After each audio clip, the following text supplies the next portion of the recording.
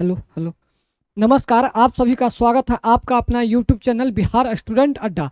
आप देख रहे हैं सीटेट का क्लास, जो कि आगामी संभावित परीक्षा दिसंबर 2025 में जो एग्ज़ाम होने वाला है उसी के लिए हम लोग एक सीरीज जो चला रहे हैं, यानी क्वेश्चन डिस्कस कर रहे हैं। आज है ईवीएस का क्लास, जो आज पैडागोजी और कंटेंट दोनों का हम डिस्कस करेंगे।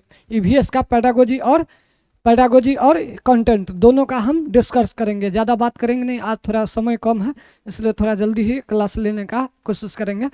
देख लीजिए, बहुत से छात्र बोले कि सर हमको पीडीएफ नहीं मिल रहा, पीडीएफ नहीं मिल रहा, बोर्ड पीडीएफ, यानी कि जब हम क्लास ख़त्म हो जाता है सर तो हमको पीडीएफ चाहिए रिवीजन के लिए। तो आप सभी को बार बार हम बोलते हैं कि आप रिवीजन के लिए आप टेलीग्राम पे यही बिहार स्टूडेंट अड्डा आप सर्च कीजिएगा ना, तो आपको टेलीग्राम पे हमारा आपको मिल जाएगा चैनल। अगर आप नहीं खोज पा रहे हैं, अगर टेलीग्राम पे नहीं मिलता है तो आप हमारे इस नंबर पे आप संपर्क कर सकते हैं। मोबाइल नंबर है 9631536220। इस नंबर पे आप व्हाट्सएप पे हाई सिर्फ लिख करके भेज दीजिए, अपना नाम लिख दीजिएगा और लिख करके भेज दीजिएगा, तो हम आपको टेलीग्राम पे ऐड कर देंगे। आपको समय से आपको पीडीएफ मिल जाएगा और आप उससे रिवीजन कर सकते हैं। तो चलिए क्लास को स्टार्ट करते हैं। आज पहला क्लास है, तो भगवान का नाम लेकर के आज स्टार्ट। चलिए, पहला क्वेश्चन आज के लिए पहला क्वेश्चन है। चलिए, क्वेश्चन नंबर 1, कक्षा 5 का समीर अक्सर समय पर पर्यावरण अध्ययन की शिक्षिका के पास दत्तक कार्य जमा नहीं करता है। इससे निपटने का सर्वोत्तम सुधारात्मक उपाय हो सकता है। यानी कह रहा है कि समीर नाम का एक लड़का है जो कक्षा 5 में पढ़ता है। ईवीएस का देखिए, ईवीएस का हम कंटेंट और पैडागोजी दोनों हम डिस्कस कर रहे हैं, यानी कि सीडीपी का 4 क्लास हो चुका है। आज ईवीएस का दूसरा क्लास है ये। अब ईवीएस में हम आपको ये दिखाने का कोशिश कर रहे हैं कि कंटेंट देखिए किस टाइप का पूछ रहा है और पैडागोजी किस टाइप का पूछ रहा है। आपको पढ़ना क्या डायरेक्शन, सबसे पहले पढ़ने का डायरेक्शन पता होना चाहिए कि किस टाइप का क्वेश्चन पूछ रहा है, उस टाइप का ही पढ़ना। अगर अभी आपको हम ये टाइप का पढ़ा रहे हैं, क्वेश्चन दिखा रहे हैं कि हाँ सीटेट में ये पीछे पूछा गया, यही टाइप का रहेगा, और उसके बाद हम थ्योरी आपको जब पढ़ाएंगे तो उससे आपको बेहतर समझ में आ जाएगा कि हाँ यहाँ से ही क्वेश्चन उठा करके यही पूछा गया था। आज ये पैडागोजी का बात करते हैं। अगर ईवीएस का पैडागोजी, मैथ का पैडागोजी और हिंदी का पैडागोजी, इस सभी पैडागोजी के लिए ना आप सीडीपी अगर हमारे साथ पढ़ते हैं ना, तो सीडीपी से आप इस सब का भी पैडागोजी आराम से बना सकते हैं। इसमें ज़्यादा लोड नहीं लेना है, बस इसीलिए कहते हैं कि डेली आप कंटिन्यूटी से हमारे साथ क्लास में जुड़े रहिए और डेली क्लास कीजिए। ये नहीं कि आधा कर लिए क्लास, थोड़ा सा कर लिए फिर बाद में करेंगे, ये सब नहीं कीजिए। देखिए, पहले एकदम समय एक निकाल लीजिए, इतना बजे से इतना बजे हमको पढ़ना है, आराम से बैठ करके पहले क्लास एकदम स्थिर से क्लास बैठ करके क्लास कीजिए। क्योंकि एग्ज़ाम का समय ज़्यादा दिन नहीं है। आप लोग जैसे सुनते हैं ना कि एग्ज़ाम दिसंबर में होगा, तब कितना भी समय बहुत है, ऐसा कभी दिमाग में नहीं लाइए, नहीं तो समय कहाँ चल जाएगा। आपको एग्ज़ाम देना पता चलेगा कि हाँ समय कहाँ गया। तब क्वेश्चन पे आते हैं। क्वेश्चन नंबर देखिए, क्वेश्चन में कह रहा है एक समीर नाम का लड़का है, कक्षा 5 में पढ़ता है। अक्सर वो पर्यावरण कहाँ से लिया गया है, तो पर्यावरण शब्द पर्यावरण आया है इन्वायरमेंट से। इन्वायरमेंट शब्द कहाँ से लिया गया है, तो फ्रेंच से। ये भी पूछता है कि पर्यावरण का मतलब क्या होता है, तो इन्वायरमेंट होता है। को सीटेट में पूछा गया इन्वायरमेंट कहाँ से लिया गया है, तो इन्वायरमेंट फ्रेंच से लिया गया है।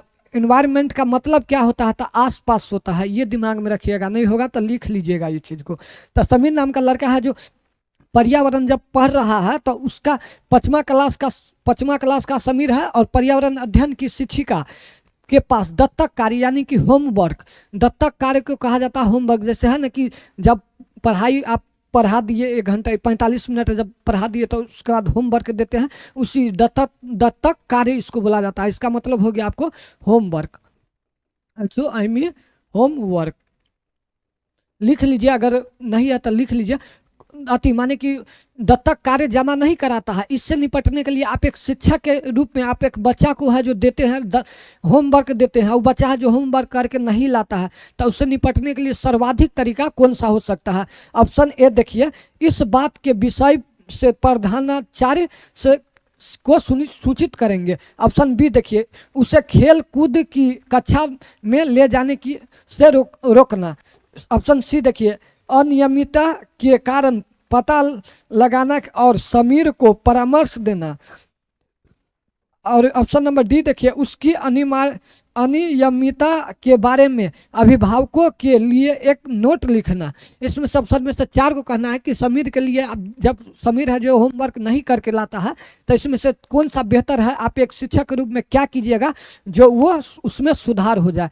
तो ऑप्शन देखिए, ऑप्शन नंबर ए कह रहा है, इस बात के विषय में प्रधानाचार्य, यानी कि आपका जैसे स्कूल में हेड मास्टर होता है, सभी का जो जितना टीचर होता है उसका एक हेड होता है, तो वही प्रधानाचार्य को सूचित करना, यानी हेड मास्टर को कहेंगे। ऑप्शन बी, उससे खेल कूद की कक्षा में जाने से रोकेंगे। ऑप्शन सी कह रहा अनियमिततांक के कारण पता करना और समीर को परामर्श देना। ऑप्शन नंबर डी कह रहा है कि उसकी अनियमितता के बारे में अभिभावकों के लिए एक नोट लिखना।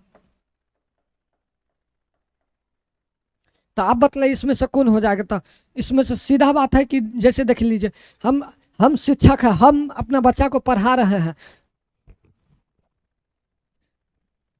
हम एक बच्चा को पढ़ा रहे हैं, तो एक बच्चा को अगर हम पढ़ा रहे हैं तो शिक्षक के रूप में हमारा कर्तव्य है कि हम इसको कैसे सुधारा जाए, कैसे उसको हम किस तरीका से उसको हम समझाया जाए, या होमवर्क दिया जाए जो बच्चा वो घर से करके वो लेकर के आए। प्रधानाचार्य से हमको कोई ज़रूरी नहीं है, तो इसका कोई अथी नहीं है। ऑप्शन नंबर बी देखिए, उसे खेल कूद की कक्षा में जाने से रोकेंगे नहीं।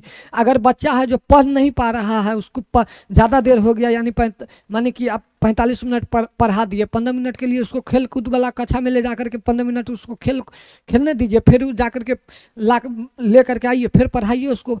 बच्चा है एकदम खेलते खेलते पढ़ लेगा, कोई इसमें तो आप कैसे रोक सकते हैं। ऑप्शन नंबर ये भी नहीं होगा। हाँ, ऑप्शन नंबर सी देखिए, अनियमितता, यानी कि ये जो नहीं कर पा रहा है इसके कारण पता करना, यानी कि ये होमवर्क काहे नहीं करके ला रहा है उसके बारे में पता करेंगे और समीर को परामर्श देंगे, यानी कि उसको हम समझाएंगे, उसको बतलाएंगे कि क्यों ये होमवर्क करना क्यों ज़रूरी है, क्यों इससे क्या फ़ायदा है, इसके बारे में परामर्श देंगे।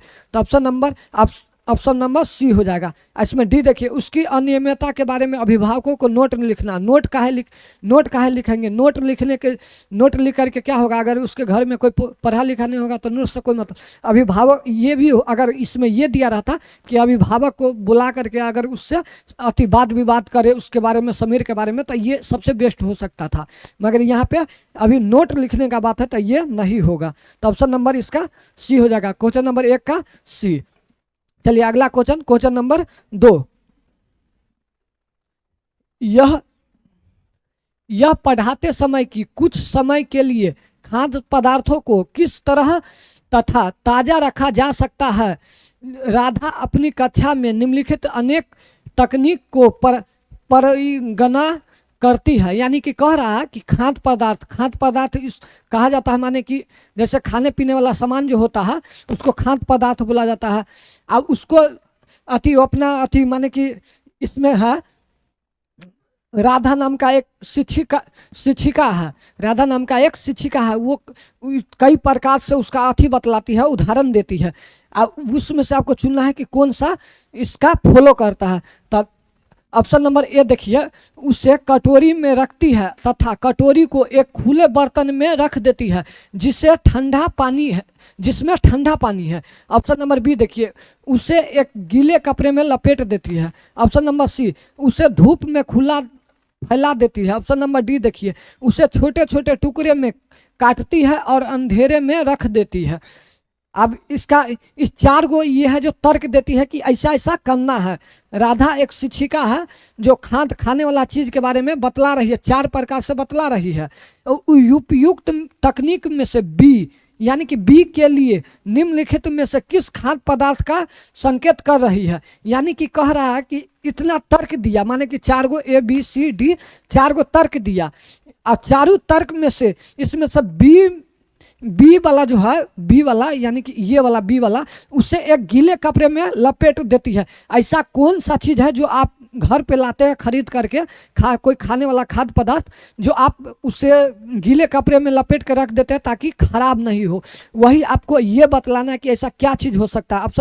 ऑप्शन में पढ़िए। ऑप्शन ए कह रहा है पके हुए चावल को, ऑप्शन बी कह रहा है प्याज और लहसुन को, ऑप्शन सी 3 कह रहा है हरा धनिया को, ऑप्शन 3 है हरा धनिया है, थोड़ा सा नीचा है मगर देख लीजिए हरा धनिया। ऑप्शन नंबर 4 कह रहा है काजू और बर्फी। इसमें से 4 ऑप्शन में से आप क्या चीज़ को है जो कपड़ा में अति भींगा हुआ कपड़ा में बांध करके आप रखते हैं ताकि वो खराब नहीं हो, तो कौन सा हो जाएगा? आप क्या चीज़ को कीजिएगा?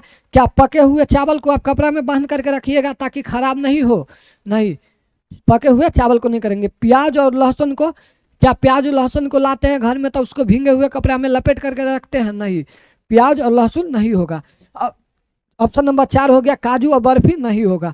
ऑप्शन नंबर सी हरा धनिया, हरा धनिया को कपड़े में बांध करके रखते हैं ताकि वो सूख नहीं जाए।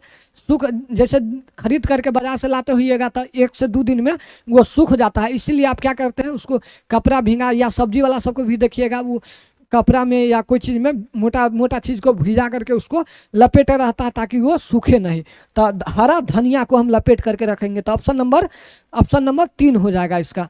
ऑप्शन नंबर 3 हरा धनिया को आप उसे एक गीले कपड़े में लपेट के रखते हैं ताकि वो खराब नहीं हो। हाँ, चावल इसमें से ऑप्शन ए का जो है पके हुए चावल को क्या कीजिएगा? पके हुए, अगर ऑप्शन ए बोलता है यहाँ पे तो आप उससे ऑप्शन ए यहाँ पे ये लेते, उसे कटोरी में रखती है तथा कटोरी को एक खुले बर्तन में रख देते ताकि ठंडा पानी में रहे। आप कभी भी चावल अभी के समय जैसे है गर्मी का समय देखिएगा चावल में है जो चूटी उटी लग जाता है, मिहिकिया वाला जो लाल वाला जो चूटी होता है वो लग जाता है। अब उससे बचाव के लिए क्या कीजिएगा? चावल को कोई चीज़ बर्तन में रख दीजिए, ऐसा चीज़ में थोड़ा फल वाला चीज़ में रख दीजिए, उसके नीचे पानी रख दीजिए और उस चीज़ को ऊपर से रख दीजिए, उसमें चूटी उटी नहीं लगेगा, चावल भी खराब नहीं होगा, चावल में शीतलता रहेगा ही। नहीं तो गर्मी में देखिएगा एकदम गीला हो जाता, महक जाता चावल। अब वही पानी में रख दीजिएगा तो चावल में नहीं चींटी लगेगा और नहीं खराब होगा। तो ऑप्शन अगर ए कहता तो ए हो जाता पके हुए चावल। प्याज और लहसुन, तो प्याज और लहसुन को आप ऑप्शन नंबर अगर सी कहता, यहाँ पे अगर सी कहता तो प्याज और लहसुन को आप उसे धूप में खुला फैला देते, यानी कि धूप में आप खुला फैला देते। छोटे छोटे टुकड़े में काट के अंधेरी में रखना, अंधेरी वाला बात तो नहीं है, मगर छोटे टुकड़े में काजू और बर्फी को रखा जाता है, ये मान सकते हैं हम इसको। ठीक है, तो इसका ऑप्शन नंबर सी हो जाएगा। Option number C, option number इसका हो जाएगा 3। इसका लिख ही देते हैं हरा धनिया, हरा धनिया। इसमें हो जाएगा आपको, इसमें हो जाएगा भींगा हुआ चावल, इसमें पके हुए चावल। इसमें आप इसमें ले सकते हैं प्याज ले लीजिए या ना तो लहसुन ले लीजिए। प्याज नहीं है, प्याज है, ये दिमाग में रखिएगा, नहीं तो कुछ और नहीं पढ़ने लगिएगा ये सब फालतू चीज। लहसुन को भी आप खुले में रख देते ताकि सड़े नहीं, उसमें हवा लगे ताकि वो सड़े उड़े नहीं। तो आप जैसे आप घर में भी देखते होइएगा, नॉर्मल चीज है ये सब। चलिए अगला क्वेश्चन पे, क्वेश्चन नंबर 3, कक्षा 5 यानी कि क्लास 5 के विद्यार्थी को घर्षण, क्या चीज? घर्षण प्रकरण पढ़ाते समय शिक्षिका यह समझाने के लिए अनेक उदाहरण देती है कि घर्षण हमारे लिए कई तरीकों से उपयोगी है। यानी कि घर्षण पढ़ा रहा है। सबसे पहले सीखिए कि घर्षण क्या है। घर्षण का मतलब होता है कि हम लोग चलते हैं तो क्या लगता है? घर्षण लगता है। यानी आप गौरी जो चलता है तो पिच वाला जो रोड होता है तो उस पर घर्षण के कारण ही चलता है। कुछ भी अगर आप कर रहे हैं ना, ये लिखना उखना जो भी होता है सब घर्षण ही के कारण होता है। अगर घर्षण नहीं रहे तो कभी भी आप चल नहीं सकते हैं, लिख नहीं सकते, गाड़ी नहीं चल सकता है। तो घर्षण के कारण ही ये सब होता है। तो उसमें उसके द्वारा दिए गए निम्नलिखित उदाहरणों में से कौन सा गलत है? इसमें से आपको गलत चुनना है कि इसमें गलत कौन है। कभी भी गलत सही सत्य असत्य बोले तो उसको गोल, पहले नंबर में आप उसको गोला कर लिया कीजिए ताकि आपको याद रहे। तो इसमें से आपको गलत चुनना है। ऑप्शन नंबर ए देखिए, पेन की नोक माने टिप माने पेन का ये वाला जो नोक होता है, ये वाला नोक, ये पेन का नोक और पेपर के बीच होने वाली घर्षण के कारण ही हम लिख पाते हैं। यानी कि हम, इसका कहना ऑप्शन नंबर ए का, जो हम ये पेन का नोक जो इस पर जो चलता है ना कोई पेपर पर या कोई चीज़ पर, तो घर्षण लगता है, इसी के कारण चल पाता है। ऑप्शन नंबर बी देखिए, हमारे जूतों और जमीन के बीच होने वाली घर्षण के कारण ही हम चल पाते हैं। इसका कहने का मतलब है कि मतलब है कि हम लोग जो जूता पहनते हैं या वैसा भी चलते हैं ना, तो जो नीचा जो चलते हैं उसमें घर्षण के कारण ही हम लोग चल पाते हैं। ऑप्शन नंबर सी देखिए, ऊर्ध्वाधर रूप से ऊपर फेंकी गई वस्तु घर्षण के कारण हमेशा हमारे पास ही वापस आती है। यानी ऊर्ध्वपातर, पहले देख लीजिए, ऊर्ध्वपातर का मतलब होता है लंबा, ऊर्ध्वपातर का मतलब होता है लंबा। एक मिनट समझा देते, पहले ऑप्शन नंबर डी देख लीजिए। ऑप्शन नंबर डी देखिए, ब्रेक लगाने पर वाहन रुक जाती है। हाँ, ब्रेक गाड़ी जब चलाते हैं तो घर्षण के कारण ही चलता है, ब्रेक लगाते हैं तो घर्षण के कारण ही रुकता है। इसका मतलब ऊर्ध्वपातन का मतलब हो गया, जैसे देख लीजिए ये वाला सोझे लंबा, यानी ये हो गया ऊर्ध्वपातन हो गया, ये हो गया क्षैतिज हो गया, यानी कि ये क्षैतिज।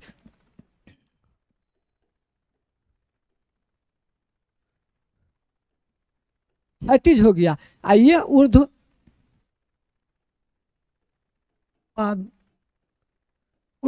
हो गया। तब माने कि ये वाला जो ऐसे हो गया ना ऊर्ध्वपातन हो गया, ये वाला हो गया क्षैतिज हो गया।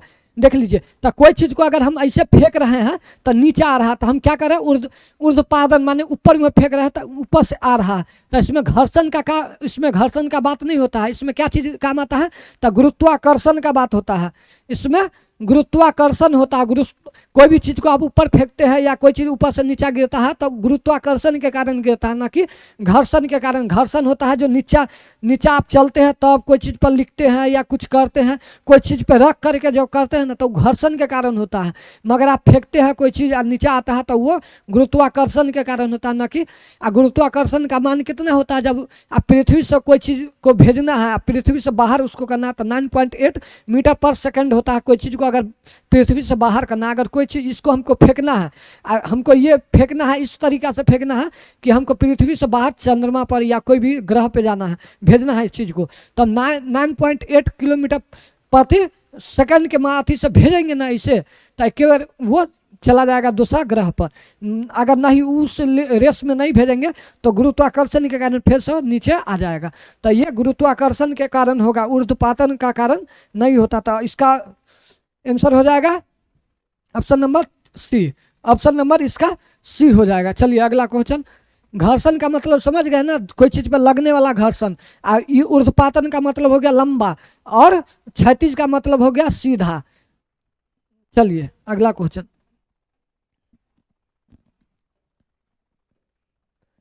क्वेश्चन नंबर 4, पानी के साथ प्रयोग करते हुए ज्योति यह देखती है कि स्टील की खाली कटोरी पानी पर तैरती है, लेकिन लोहे की एक छोटी कील डूब जाती है। इसे डॉट डॉट द्वारा व्याख्यात किया जा सकता है। इसका कहना है कि एक कटोरी, स्टील का कटोरी है जो हम पानी पर रखते हैं तो तैरता है, एक लोहा का सुई जब पानी में रखते हैं तो डायरेक्टर डूब जाता है। इसका कारण क्या है? बस इतना क्वेश्चन इतना बड़ा है, इसका एक ही अथी है बस थोड़ा सा कि एक शिक्षक है जो एक कटोरी स्टील का है, वो पानी पर रखती है तो तैरता है, और पानी पर रखने पर तैरता है वो कटोरी, और सुई जो है लोहा का जो सुई है वो पानी में रखता है तो डूब जाता है। कारण क्या है? इसके कारण क्या है? ऑप्शन नंबर ए देखिए, लोहा पानी की तुलना में हल्का है और स्टील पानी की तुलना में भारी है। ऑप्शन नंबर बी देखिए, स्टील की कटोरी पर लगने वाला बल उसे भार की तुलना में ज्यादा है, जबकि लोहे की कील पर लगने वाला बल उसके भार की तुलना में कम है। ऑप्शन नंबर सी देखिए, लोहे की कील पर लगने वाला बल उसके भार की तुलना में ज्यादा है, जबकि स्टील की कटोरी पर लगने वाला बल उसके भार की तुलना में कम है। ऑप्शन नंबर डी देखिए, लोहा पानी की तुलना में भारी है और स्टील पानी की तुलना में हल्का है। तो अब इसमें से आपको चुनना है कि कौन सा सही है। ऑप्शन नंबर ए कह रहा है कि लोहा लोहा, आप लोग खुद से बनाने का कोशिश कीजिए। लोहा लोहा पानी की तुलना में हल्का है और स्टील पानी की तुलना में भारी है। ऑप्शन नंबर बी देखिए, ऑप्शन बी, स्टील की कटोरी पर लगने वाला बल उसके भार की तुलना में ज़्यादा है, जबकि लोहे की कील पर लगने वाला बल उसके भार की तुलना में कम है। ऑप्शन नंबर सी देख लीजिए, लोहे की कील पर लगने वाला बल उसके भार की तुलना में ज़्यादा है, जबकि स्टील की कटोरी पर लगने वाला बल उसके भार की तुलना में कम है। ऑप्शन नंबर डी देखिए, लोहा पानी की तुलना में भारी है और स्टील पानी की तुलना में हल्का है। आप इसमें से देखिए कि कौन सा सही होगा। लोहा पानी की तुलना में हल्का है। पानी की तुलना, देखिए कभी भी कोई चीज का ना, जैसे देख लीजिए क्षेत्रफल जितना रहेगा ना वो चीज उतना उसका घनत्व उसका कम लगेगा।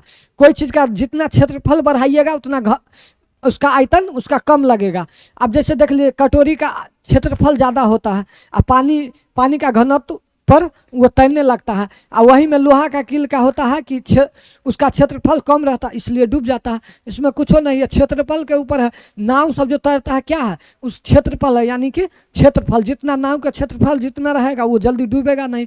क्यों? क्योंकि वो जितना पानी पर रहेगा उसका क्षेत्रफल उतना दूर को उसको अति कर लेता है। तो इसका लोहा की तुलना में हल्का, लोहा पानी की तुलना में हल्का है नहीं, यहाँ हल्का नहीं है, लोहा भारी होता है, पानी की तुलना में लोहा भारी होता है। ऑप्शन नंबर बी देखिए, स्टील की कटोरी पर लगने वाला बल उसके भार की तुलना में ज़्यादा है। हाँ, स्टील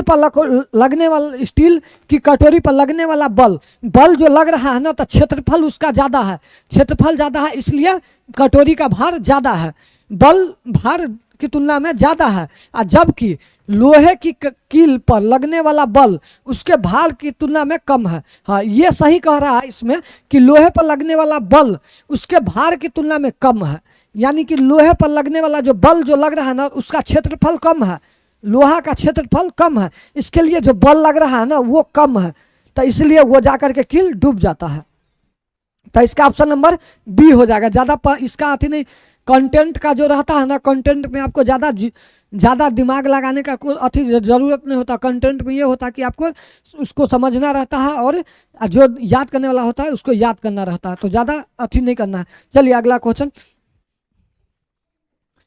नंबर 5, वायु प्रदूषण प्रकरण पढ़ाने के लिए 4 अलग अलग विज्ञान शिक्षक 4 तरह की शिक्षण पद्धतियों का प्रयोग करते हैं। निम्नलिखित में से कौन सी पद्धति सबसे ज़्यादा उचित है? यानी कि कह रहा है, इसका कहना है कि वायु प्रदूषण, एक बच्चा स्कूल में है, जो बच्चा को हम वायु प्रदूषण के बारे में पढ़ा रहे हैं, और 4 गो शिक्षक है, और चारों शिक्षक है जो विज्ञान पढ़ा रहा है, साइंस पढ़ा रहा है।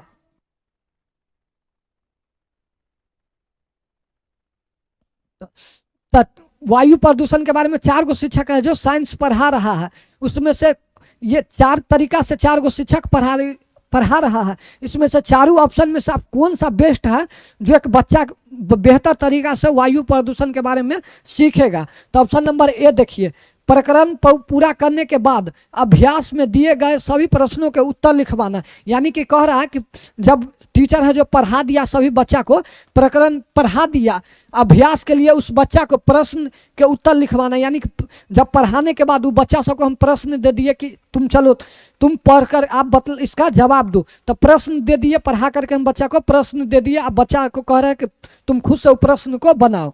तो ऑप्शन नंबर बी कह रहा है, दूसरा शिक्षक कह रहा है विद्यार्थियों को वायु प्रदूषण पर वृत्त चित्र दिखाना। यानी कि कह रहा है ऑप्शन नंबर बी, विद्यार्थियों को वायु प्रदूषण पर वृत्त चित्र दिखाना। ऑप्शन नंबर सी, विद्यार्थियों से कहना कि वे दीपावली से पहले और बाद के वायु के नमूने इकट्ठे करें और उनकी गुणवत्ता का अध्ययन करते हुए निष्कर्षों को सारणीकृत करें। यानी तीसरा शिक्षक कह रहा कि आप दीपावली से पहले वाला वायु और दीपावली के बाद वाला वायु को आप इकट्ठा करके उसको अवलोकन करके बतलाइए कि इसमें क्या निष्कर्ष निकल रहा है। ऑप्शन नंबर डी, विद्यार्थियों को पाठ्य पुस्तक में से प्रकरण का सस्वर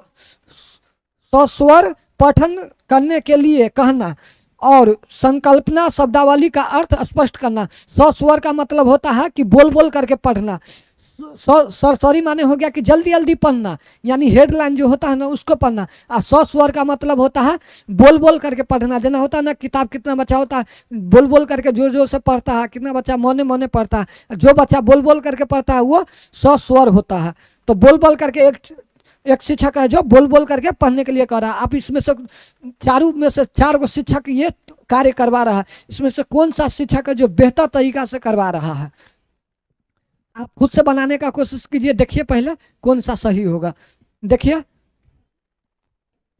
इसका सबसे बेस्ट होगा कि हम वायु प्रदूषण के बारे में एक चित्र बनाएंगे, चित्र बना लेंगे और उसमें बतला देंगे बाबू ये देखो हमारे वायुमंडल में कौन कौन सा गैस पाया जाता है। जैसे कौन कौन सा गैस जैसे चित्र बोला है ना, जैसे देख लीजिए ये वाला देखिए वृत्त चित्र बोला है ना, माने कि वायु प्रदूषण के बारे में वृत्त चित्र को बना लेंगे, उसके बारे में उसको हम बतलाएंगे। जैसे देख लीजिए ऐसे हम वृत्त बना लेंगे, एगो वृत्त बना लेंगे और इसके बारे में हम बतला एगो चित्र। ये माने कि हमारे वायुमंडल में सबसे ज्यादा कौन सा गैस पाया जाता है, आप ही लोग बतलाइए। सबसे ज्यादा कौन सा गैस? नाइट्रोजन, कितना? 78%। उसके बाद कौन सा गैस पाया जाता है? Oxygen, O2।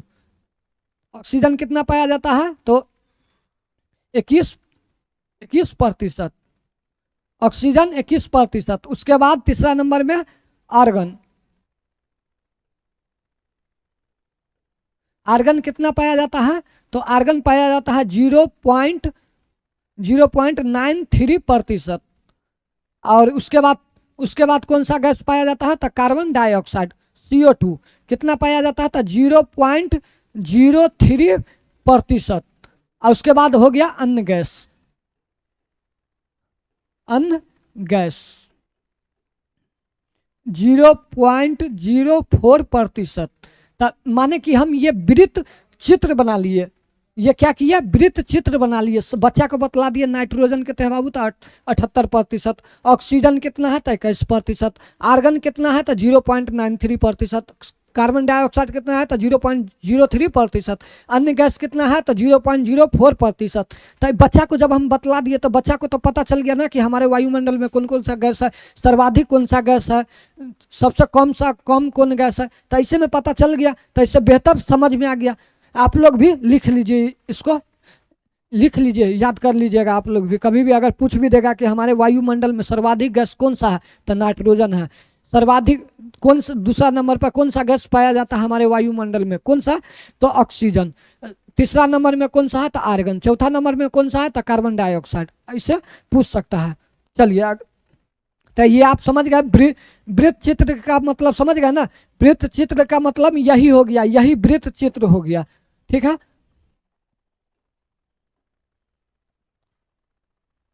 इसका ऑप्शन नंबर बी हो गया। चलिए अगला क्वेश्चन नंबर 6। एक शिक्षिका तनावग्रस्त बच्चे की पहचान कर सकती है जब बच्चा निम्नलिखित व्यवहार प्रदर्शित करती है। यानी कि एक शिक्षिका है, जब एक बच्चा का तनाव हो गया कि जैसे चिड़चिड़ापन, यानी कि कुछ करने का नहीं, इधर उधर तुरंत अति उटपटांग वाला काम करना, अपना देसी भाषा में जो बोला जाता है अपनी भाषा में, तो तनावग्रस्त एक बच्चा है, यानी कि टेंशन बहुत लिए हुआ है, कुछ और के बारे में सोच रहा है। ये तनावग्रस्त बच्चा को पहचान कर सकती है जब बच्चा निम्नलिखित में से व्यवहार। ऐसा क्या करे बच्चा जो एक शिक्षा जान जाए कि बच्चा तनावग्रस्त है, यानी कुछ और उसके दिमाग में चल रहा है। आप शिक्षा के रूप में कैसे पता कीजिएगा वो बच्चा? ऑप्शन नंबर ए देखिए आक्रामक व्यवहार। ऑप्शन नंबर बी देखिए पढ़ाई में पूर्ण एकाग्र। ऑप्शन नंबर सी बहुत बात करना। Option number D hyper activity, अति सक्रियता, यानी अति सक्रियता, पढ़ने में अति सक्रियता। इसमें से क्या आप चुनिएगा कि बच्चा का पहचान कर लीजिएगा कि अति तनावग्रस्त है, बच्चा है जो तनावग्रस्त है पहले। तो इसमें से क्या हो जाएगा? एकदम आसान है। इसमें जिसका अगर गलती हो जाएगा ना, उस सबसे हम समझेंगे कि वो बच्चा साफे नहीं पढ़ता है, पूरा दिन रील, अभी का समय है रील यूट्यूब पे शॉर्ट वीडियो देखने में बिजी होगा। इतना बात कह देते हैं, अगर अभी आप समय का मजाक उड़ा रहे हैं ना, समय आपका ऐसा मजाक उड़ाएगा ना, सीटेट अच्छा अच्छा का भूत उतार दिया है। ये जो सोचते हैं 82 नंबर ले आएंगे, यूँ तो जा करके यूँ पढ़ करके ले आएंगे अच्छा अच्छा। हम अपना 2 साल के करियर में ना, जब हम सीटेट 2 साल से पढ़ा रहे, 1 साल पहले से हम कुछ और पढ़ा रहे थे, तो जब 2 साल से हम सीटेट पढ़ा रहे हैं, अच्छा अच्छा बच्चा मेरे सामने ऐसा ऐसा है ना कि सर हम तो आपसे बहुत अच्छी है, हम पढ़ लेंगे सर, हम सीटेट मेरे लिए कुछ नहीं है। वही बच्चा 2 बार अटेम्प्ट दे करके हमसे फिर आकर के बैठ करके अभी पढ़ रहा है, यही क्लास में पढ़ता है। इसलिए कहते हैं अच्छा अच्छा का भूत उतर गया है, सीटेट उतार देता है। ये कभी भी ख्वाब में नहीं रहिएगा कि तुक्का नेगेटिव पॉजिटिव याद करके जाएंगे सीटेट पास कर लेंगे। बाबू ऐसा इतना आसान जो रहता ना, तो आज जो 4-5 अटेम्प्ट में जो पास कर रहा है तो यूँ अति कर लेता है। रील सब में जो देखते हैं, जो कहता है कि हम 7 दिन पढ़ करके तो 1 महीना पढ़ करके हम अति पास कर लिए सीटेट, तो वो सब बाबू पैसा पर बोलने वाला सब बच्चा है, रियल में इतना नहीं होता है। तो इसलिए कहते हैं मेहनत कीजिए, आप पढ़िए, नहीं ज़्यादा आप दे सकते समय को, 3 घंटा 4 घंटा दीजिए। नहीं दीजिएगा तो एक दिन आप देखिएगा कि आप कहाँ रहिएगा, सीटेट कहाँ रहेगा। यही ना कहता है हम तो गए सनम तुम भी गए, तो ऐसा कभी भी नहीं कीजिए। तो अब इसका ऑप्शन नंबर ए हो जाएगा। आक्रामक व्यवहार करेगा, यानी कि तुरंत उसको मारेगा, वो करेगा, किसी को गाली बक देगा या न तो किसी को मारेगा, कुछ भी करे आक्रामक तरीका से करेगा, पढ़ेगा नहीं, इधर उधर दिमाग को करता रहेगा। तो वही एक शिक्षिका पहचान लेगा कि नहीं ये बच्चा अभी पढ़ने अति नहीं है, इसके दिमाग में कुछ और चल रहा है, तनावग्रस्त था, तो पकड़ लेगा उस चीज़ को। चलिए अगला क्वेश्चन नंबर 7। अभिभावक शिक्षक अंतःक्रिया को संबंध उपलब्ध कराने का मुख्य उद्देश्य है। यानी कह रहा है कि अभिभावक शिक्षक अंतःक्रियाओं को उपलब्ध कराने को मुख्य उद्देश्य है। अभिभावक शिक्षक माने कि कह रहा है कि बच्चे का पेरेंट्स, माता पिता और शिक्षक का दोनों को एक जगह बैठ करके बच्चे के बारे में अपने अति बात करता है, अंतःक्रिया करता है। तो उपलब्ध कराने का मुख्य उद्देश्य क्या है? क्यों एक गार्जियन यानी कि माता पिता और शिक्षक आपस में हफ्ता में होता है, यानी कि स्कूल सब में भी हफ्ता में एक दिन बच्चे का माता पिता को पेरेंट्स मीटिंग बैठाया जाता है और उस सब पे चर्चा किया जाता है कि बच्चा आपका कैसा है कैसा नहीं। वो करना भी चाहिए, ज़रूरी है। क्यों? क्योंकि अगर पता भी तो चले कि हाँ हमारे बच्चा किस लेवल पे है, पढ़ रहा है कि नहीं पढ़ रहा है, स्कूल में आकर के समय पास कर रहा है कि क्या।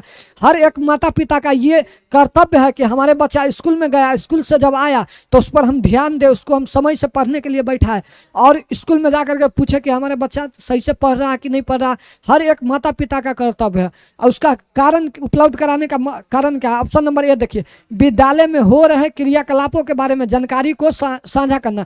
यानी कह रहा है कि विद्यालय में हो रहे, बच्चा जो पढ़ रहा है उसके क्रियाकलापों के बारे में जानकारी को साझा करना। यानी बतलाएंगे कि आपका बच्चा जो आ रहा है तो इतना ये पढ़ रहा है, ये नहीं पढ़ रहा है, उसके बारे में साझा करेंगे। ऑप्शन नंबर बी, पुनर्बलन और सुधार के लिए बच्चे की योग्यताओं को और कमजोरी के बारे में चर्चा करना। यानी कह रहा है कि पुनर्बलन किसने दिया था? आप लोग बतलाइए था किसने दिया था? उस दिन बतलाए थे CL हल ने दिया था। CL हल ने दिया था। पुनर्बलन का मतलब होता है मोटिवेशन देना। पुनर्बलन का मतलब होता है कि एक बच्चा में सीमित समय पर मोटिवेशन देना ताकि वो बच्चा अपनी लक्ष्य के लिए अति हो जाए।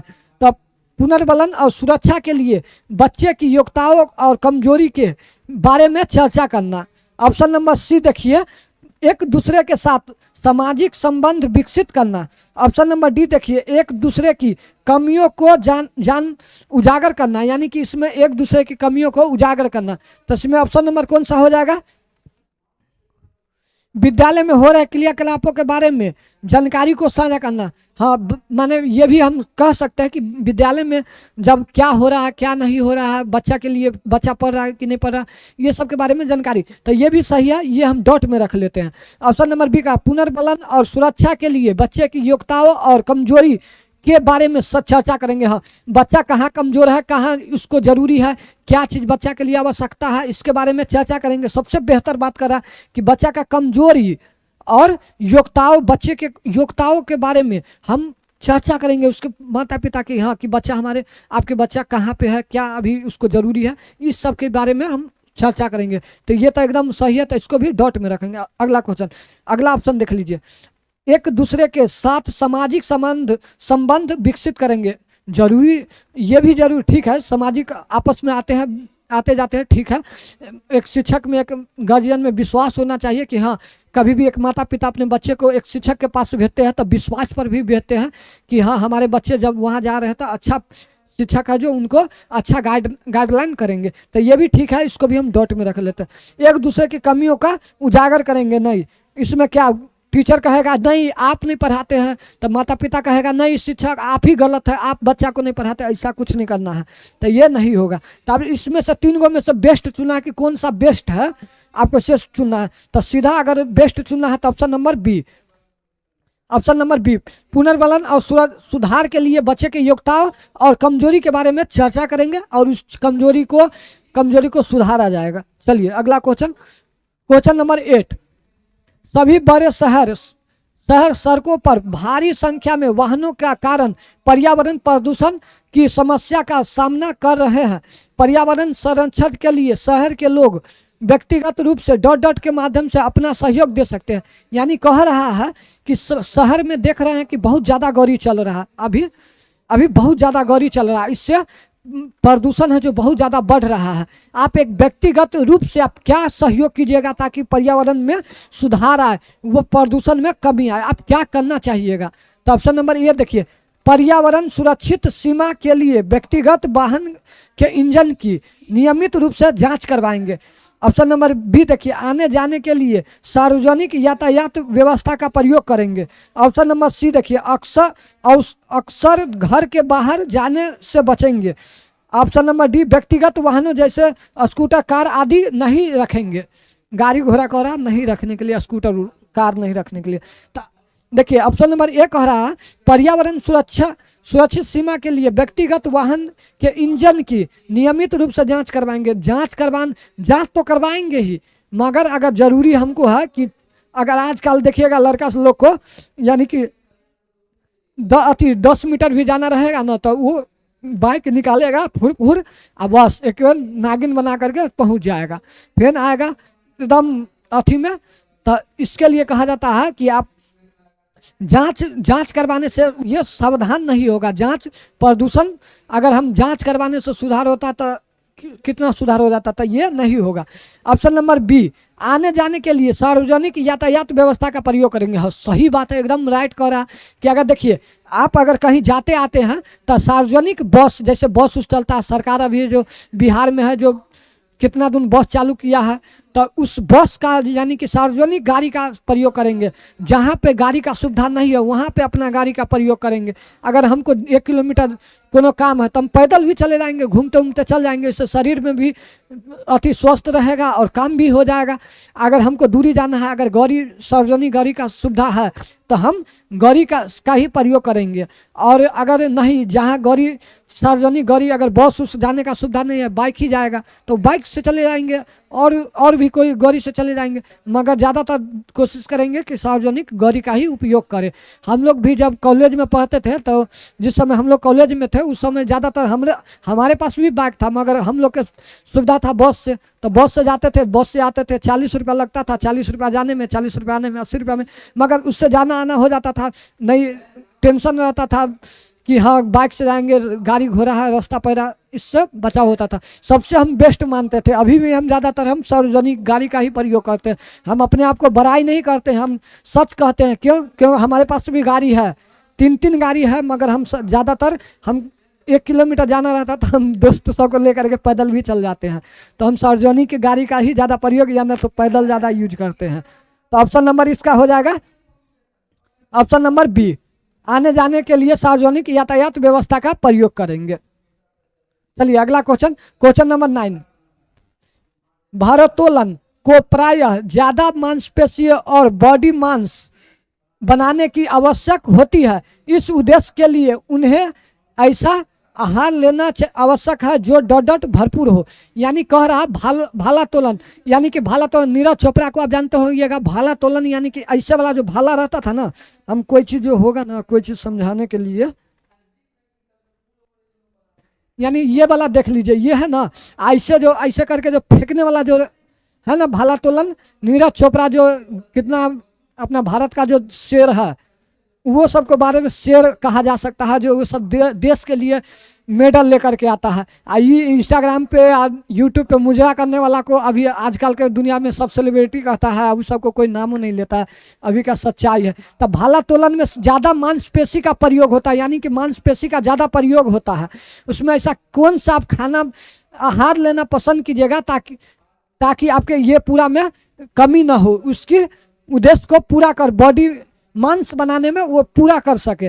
तब पहला हो गया आपको प्रोटीन, ऑप्शन बी हो गया कार्बोहाइड्रेट, ऑप्शन सी हो गया वसा, ऑप्शन डी हो गया विटामिन। इसमें से क्या लीजिएगा जो मांसपेशी को आपको ताकत बढ़ाएगा और मांसपेशी को भरेगा, जो भालातोलन में ज़्यादा आवश्यकता होती है अति मजबूती का, और शरीर में दम होना चाहिए इस सब के लिए। मांसपेशी और बॉडी मांस बनाने की आवश्यक होती है। तो इसमें से क्या लेंगे, तो सीधा है कि प्रोटीन से क्या होता है वृद्धि, कार्बोहाइड्रेट से होता है ऊर्जा मिलता है, वसा से ऊर्जा मिलता है, विटामिन से ये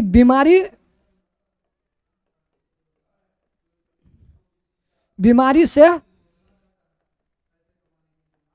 लड़ता है, यानी कि विटामिन। तो इसमें वृद्धि क्या चीज से हो रहा है देख लीजिए, तब प्रोटीन से, ऑप्शन नंबर प्रोटीन। और कार्बोहाइड्रेट सबसे ज़्यादा चावल में मिलता है।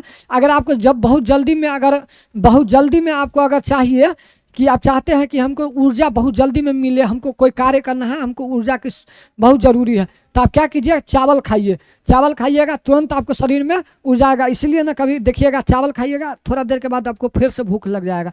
तो चावल में सबसे ज़्यादा कार्बोहाइड्रेट होता है। वसा में आप जैसे कि हो गया तेल उल को खाते, घी खाते, तो उसमें वसा ज़्यादा रहता है।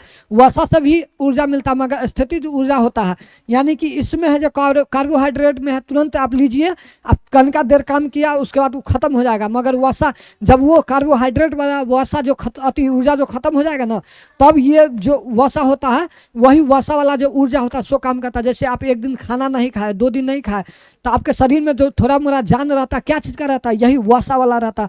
आप तेल उल वाला कोई पदार्थ खाते हैं, उसी से वसा होता है, फैट बढ़ाता है। अब विटामिन से होता है जो आपको कोई बीमारी जो होता है तो उससे लड़ता है। जना कोरोना वायरस होता है, कोरोना वायरस आ रहा था तो कितना के शरीर में विटामिन का कमी था तो नहीं लड़ पाया, जितना में था तो लड़ करके फिर से जिंदा होगी, फिर वो अभी है। तो यही विटामिन बीमारी से लड़ता है। चलिए अगला क्वेश्चन इसका हो जाएगा 9 का ए। चलिए अगला क्वेश्चन,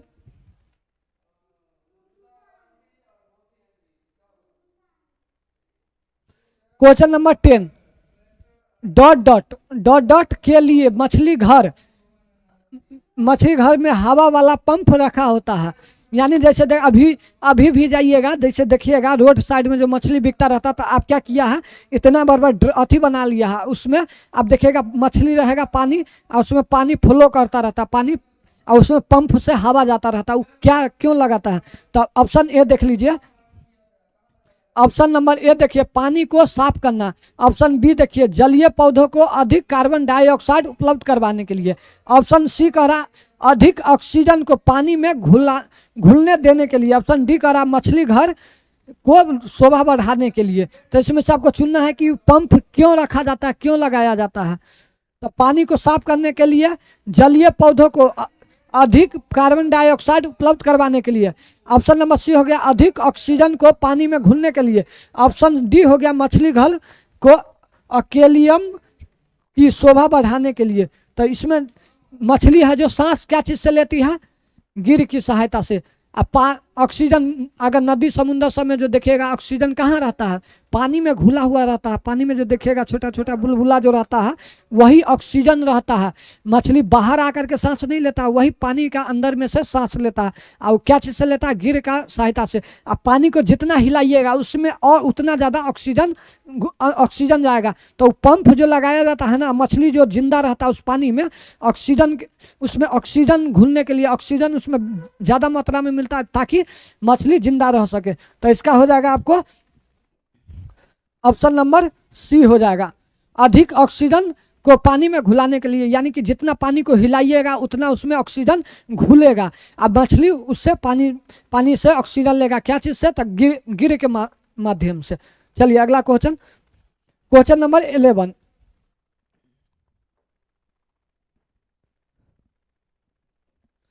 अंजलि की सहेली दांतों में क्षय से बचने के लिए निम्नलिखित 4 तरीके बताती है। इसमें से अंजलि नाम की एक लड़की है और उसकी सहेली, अंजलि की सहेली, अंजलि नाम की लड़की है, उसकी सहेली दांतों में क्षय रोग से बचने के लिए निम्नलिखित 4 तरीका बतलाती है। इसमें से 4 को तरीका बतलाती है जो दांत में क्षय रोग से बचाव हो सके। ऑप्शन नंबर ए देखिए, दिन में 2 बार ब्रश करे। ऑप्शन नंबर बी देखिए, इनामेल कम न हो इसके लिए ब्रेसिज पहने। ऑप्शन नंबर सी, मिठाई, चॉकलेट और कार्बन डाइऑक्साइड युक्त पेय पदार्थ न ले। ऑप्शन नंबर डी देखिए, हर खाने के बाद कुल्ला करे। और अंजलि को उपयुक्त तरीकों में से किसका अनुपालन करना चाहिए, यानी कि आप कह रहा हर खाने के बाद कुल्ला करे। इसमें इतना ही तक है, इसमें इतना ही तक है, देख लीजिए इसमें इतना ही तक है। इसमें से अंजलि को उपयुक्त में से इस 4 में से कौन सा तरीका अपनाना चाहिए, तो इसमें थोड़ा सा मिस प्रिंटिंग हो गया है। इसमें से ऑप्शन होगा 1 से अधिक है, तो इसलिए कहते हैं कि इसमें थोड़ा मिस प्रिंटिंग है। मगर आप चुन करके बतलाइए कि इसमें से कौन कौन सा होगा अंजलि के क्षय रोग से बचाव के लिए, इसमें से क्या क्या सही होगा। अब तो इसमें से देखिए, तो इसमें हो जाएगा पहला दिन में 2 बार ब्रश करें, यानी कि एक बार सुबह में आप खाने से पहले ब्रश कीजिए और एक बार रात में सोने से पहले, यानी खाना खा करके जब सोने जाते हैं तब एक बार ब्रश करना चाहिए। हर मनुष्य को 2 बार कम से कम ब्रश करना चाहिए। तो ऑप्शन नंबर ए हो जाएगा, इनामेल की कमी के कारण ब्रेसिज पहने, नहीं ये वाला नहीं होगा। ऑप्शन नंबर 1 सी हो जाएगा, मिठाई, चॉकलेट और जैसे देख लीजिएगा बच्चा सब का, बच्चे में है जो दांत सब एकदम सड़ जाता है, तो इसका कारण क्या है, चॉकलेट हो गया, मिठाई हो गया, ज़्यादातर खाता रहता है, इसके कारण दांत जल्दी सड़ जाता है। और कार्बन डाइऑक्साइड युक्त पेय पदार्थ न ले। ऑप्शन नंबर सी एगो हो जाएगा। ऑप्शन नंबर डी एक हो जाएगा, हर खाने के बाद कुल्ला करे, यानी आप कोई भी चीज़ खाते हैं तो कुल्ला अवश्य कर ले, नहीं तो वही दाना है जो रह जाता है उसमें बैक्टीरिया हो जाता है। बैक्टीरिया होने के कारण उसमें धीरे धीरे दांत को खराब करने लगता है। तो इसमें से ऑप्शन नंबर हो जाएगा ए हो जाएगा और सी और डी, ये 3 गो ऑप्शन इसमें हो जाएगा। ये दिमाग में रख, ये वाला याद कर लीजिएगा। ऑप्शन ए हो जाएगा इसका, ऑप्शन नंबर बी हो जाएगा, ऑप्शन नंबर डी हो जाएगा, इसका बी नहीं होगा। चलिए अगला क्वेश्चन नंबर 12। नीचे दिए गए वेन आरेख का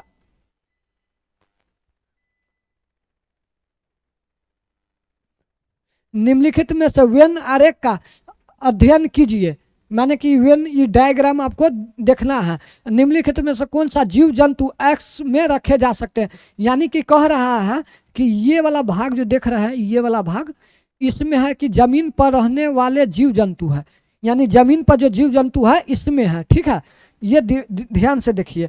और इस वाला भाग में हो गया, इस वाला भाग में, इस वाला पानी में रहने वाले जीव जंतु है, यानी इस वाला में हो गया जो जमीन पर जीव जंतु रहता है ये है। इसमें हो गया आपको पानी में रहने वाले जीव जंतु। और इसमें जो है, इसमें हो गया अंडे देने वाले जीव जंतु। अब ये तीनों है यहाँ पे, ये देखिए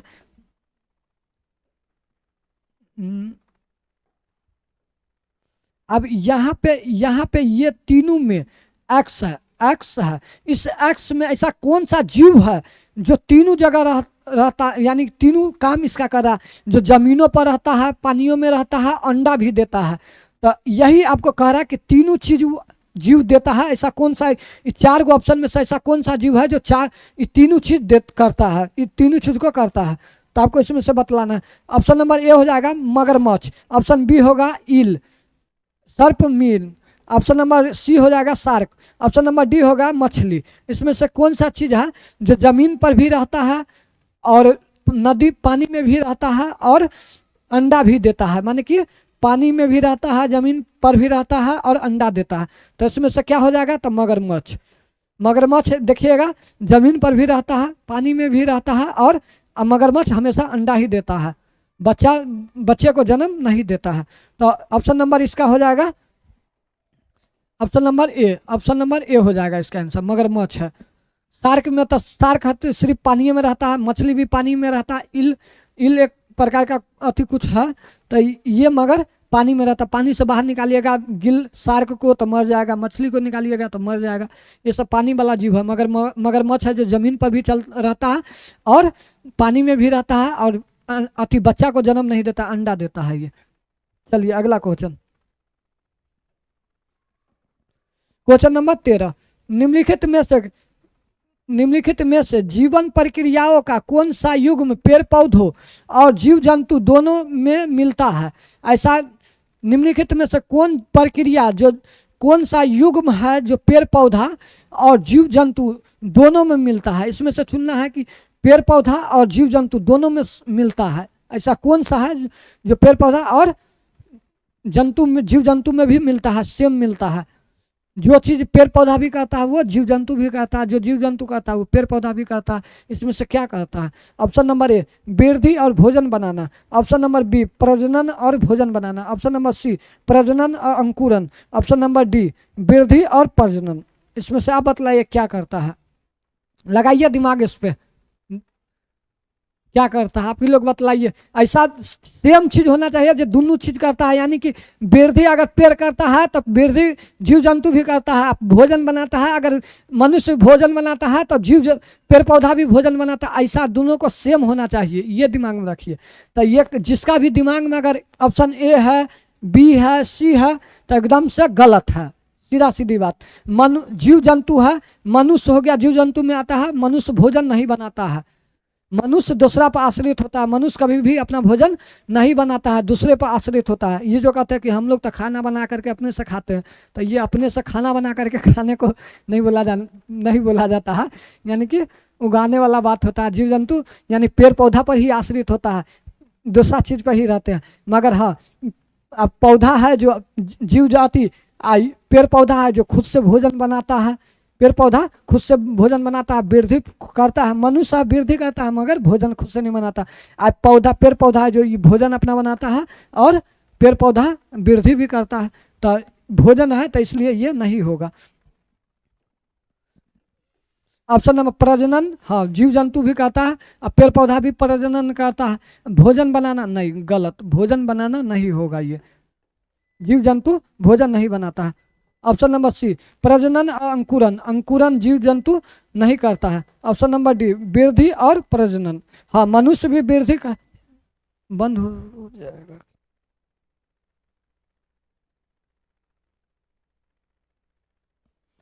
सॉरी गाइस, टेक्निकल प्रॉब्लम थोड़ा आ गया था। चलिए, वृद्धि और प्रजनन ये दोनों मनुष्य भी करता है और पेड़ पौधा भी करता है, तो इसका ऑप्शन नंबर सी हो जाएगा। वृद्धि माने यही होता है कि शरीर का ग्रोथ, शरीर का मोटापा बढ़ना, हाइट बढ़ना, लंबाई चौड़ाई, ये सब बढ़ना वृद्धि में आता है। ठीक है, तो ऑप्शन नंबर डी।